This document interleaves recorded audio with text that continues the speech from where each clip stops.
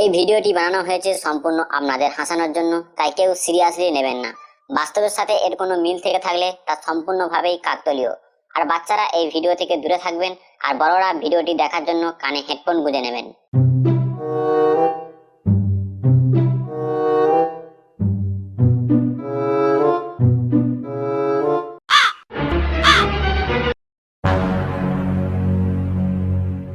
কি হয়েছে কি? সকাল সকাল এত তাড়াতাড়ি এখানে আসতে বললে কেন? তাড়াতাড়ি বলো, আমাকে বাড়ি যেতে হবে, বাড়িতে অনেক কাজ আছে। বাবা গো, তোমার তো সবসময় বাড়িতে কাজ থাকে।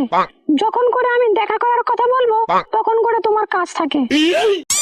এ বেশি বকিস না তো, বল কি হয়েছে, তাড়াতাড়ি বল। আমি বিএসসি নার্সিং এর জন্য যে পরীক্ষা দিয়েছিলাম সেটাতে আমি পাস করেছি। ব্যাঙ্গালোরে একটা সরকারি কলেজে চান্স পেয়েছি। কি নার্সিং? না না, ওসব নার্সিং ফার্সিং করতে যেতে হবে না। কি বলছো তুমি এসব? শুধু নার্স হবো বলে দিন রাত এক করে পড়াশোনা করেছি, আর তুমি বলছো নার্সিং করতে হবে না? জানি জানি, নার্সিং করার নাম করে সেখানে কি করতে যায় সে আমার জানা আছে। যেসব মেয়েরা নার্সিং করতে যায় তারা আর মেয়ে থাকে না রে, তারা সতী সাবিত্রী 12 ভাতারি হয়ে যায়। তাদের দেশে একটা বয়ফ্রেন্ড থাকে, আবার সেখানেও একটা বয়ফ্রেন্ড থাকে। আর যখন নার্সিং করে বাড়িতে ফেরে তখন দেশের মালটাকেই ভুলে যায়। ছি ছি ফটকে, তুমি এতদিনে আমাকে এই চিনলে? আমার সম্বন্ধে তুমি এই সব ভাবো, আর 5 জন মেয়ের সঙ্গে তুমি আমাকে তুলনা করছো?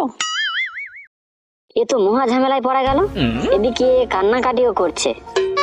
মনে হয় আমার মালটা ভালো, ও ওই রকম করবে না। আমি মনে হয় শুধু শুধু ভুল ভাবছি। কদম কদম, তুমি আমাকে ভুল বোঝো না। বর্তমানে এইসব হচ্ছে, সেই জন্য তোমাকে আমি বলছিলাম। বাবা গো, তুমি এসব কি বলছো ফটকে? তোমাকে আমি ভুলে যেতে পারি? তুমি আমার সব, তুমি আমার জীবন, তুমি আমার মরণ, তুমি আমার প্রথম বয়ফ্রেন্ড, তুমি আমার শেষ বয়ফ্রেন্ড। তোমাকে ছাড়া আমি এক মুহূর্ত চলতেই পারবো না। চোখ বন্ধ করলেই শুধু তোমার ছবি ভেসে ওঠে। তোমার ওই ছাগল দাড়ি, তোমার গায়ের ওই স্যান্ডো গেঞ্জি, তোমার গায়ের ওই ঘামের গন্ধ, আহা কি যে সুন্দর, তা আমি প্রতিটা মুহূর্তেই অনুভব করি। এবার তুমি বলো, এর পরেও তোমাকে আমি কি করে ভুলে যেতে পারি? তুমি শুধু শুধু উল্টো পাল্টা ভাবছো। বলছিলাম কি কদম, নার্সিংটা না করলেই হয় না? দেখো ফটকে, এমনিতেই তো তুমি বেকার, তাহলে বিয়ের পর আমরা কি খাবো? কেন, তুমি আমারটা খাবে আর আমি তোমারটা খাবো? ফটকে, সবসময় আর কি ভালো লাগে না। আমি বলতে চাইছি তুমি তো কোনো কাজ বাজ করো না, তাহলে বিয়ের পরে আমরা কি করে সংসার চালাবো? কেন বেবি, বিয়ের পর আমরা ইউটিউবে বৌদি ব্লগ ভিডিও বানাবো, ওখান থেকে যা ইনকাম হবে সেই দিয়ে আমরা সংসার চালাবো। তুমি ভালো করেই জানো ক্যামেরা, ফটো, ভিডিও বানানো আমি একদমই পছন্দ করি না। বাবা গো, আরে কদম, তুমি রাগ করছো কেন? আমি তো তোমার সাথে মজা করছিলাম। আচ্ছা বেবি, তুমি নার্সিং করতে যেও। থ্যাংক ইউ ফটকে, আজ তাহলে আসি, বুঝলে?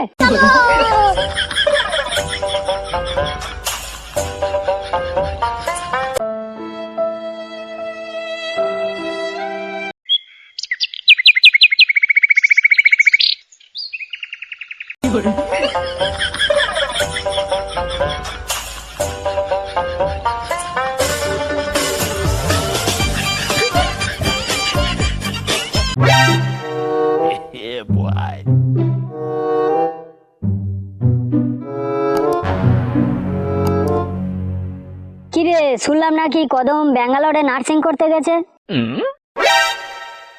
হ্যাঁ রে ভাই, এই 6 মাস হয়েছে গিয়েছে। তা তোর কাছে ফোন টোন করে? না রে ভাই, এই মাসখানেক হচ্ছে আগের মতো সেইভাবে আর কল করে না। আমি যখন করে কল করি খালি বলে ডিউটিতে আছি, পরে কথা বলবো। ও, তার মানে কদমটাও 12 ভাতারি হয়ে গেছে। মুখ সামলে কথা বল পচা। আমার কদমের নামে যদি তুই আর একটা বাজে কথা বলেছিস তাহলে আমি ভুলে যাব তুই আমার বন্ধু। আমার কদম ওই রকম করতেই পারে না, ও সবার থেকে আলাদা। বাবা গো, ওই রকম পৃথিবীর সব বয়ফ্রেন্ড ভাবে রে, মেরি বালি আলাগ হে। আর মেয়েরা ছেলেদের এই বিশ্বাসটাকে কাজে লাগিয়ে বোকাচোদা বানিয়ে চলে যায়।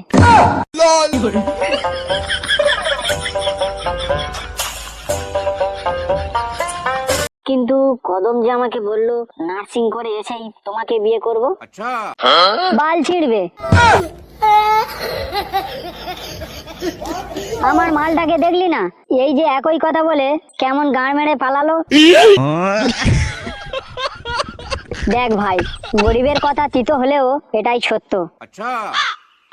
আচ্ছা বেশ, বিশ্বাস না হলে তুই কদমকে কল করে দেখ কি করছে। ঠিক আছে, আমি কল করে দেখছি।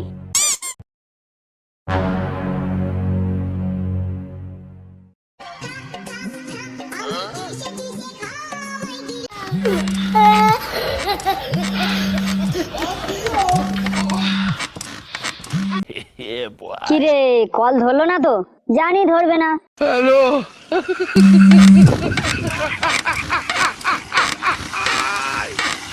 আহা কদম, এই নাইট ডিউটির সময় কে বারবার কল করছে? কলটা কেটে দাও তো।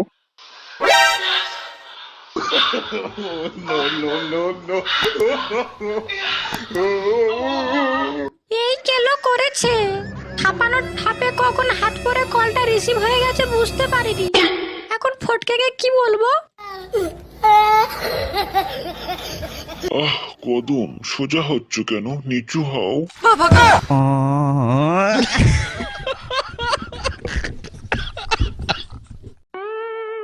হ্যালো ফটকে, কি হয়েছে বলো? এই, তুমি ওই রকম করছিলে কেন? ও কিছু না বেবি, আসলে আমার জ্বর হয়েছে তো, তাই ডাক্তারবাবু ইঞ্জেকশন দিচ্ছিল। বাবা গো, আমাকে বোকাচোদা পেয়েছো? ইঞ্জেকশন দিচ্ছিল নাকি দিচ্ছিল?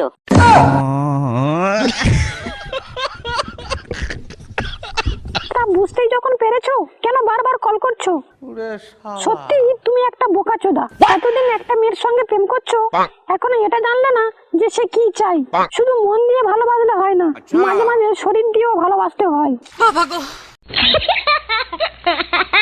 আর জীবনেও আমাকে তুমি কল করবে না। রাখছি ফোন।